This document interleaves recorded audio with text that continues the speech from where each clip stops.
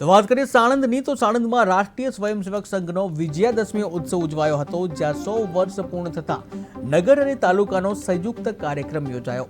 100 થી વધુ સ્વયંસેવકો દ્વારા ઘોષ સાથે પથ સંચાલન કરવામાં આવ્યું અને ગ્રામજનોએ પુષ્પ વર્ષાવી સ્વાગત કર્યું હતું। ત્યારે સ્વયંસેવકો દ્વારા જે દાંડ યોગ કરવામાં આવ્યો હતો, દંડ પ્રયોગ કરવામાં આવ્યો હતો, તેના સાથે જ અલગ અલગ કર્તવ્યો પણ દર્શાવવામાં આવ્યા હતા। જ્યાં બૌદ્ધિક કાર્યક્રમમાં સામાજિક સમરસતા, નાગરિક કર્તવ્ય અને સ્વદેશી વિષયો ઉપર પણ ચર્ચા કરવામાં આવી।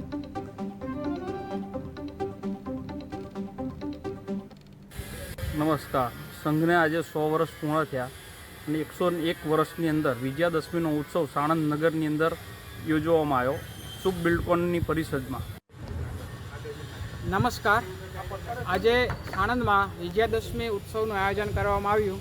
તેમાં સૌપ્રથમ પથસંચલન અને ત્યારબાદ વિજયાદશમીનો જાહેર કાર્યક્રમ ઉજવવામાં આવ્યો।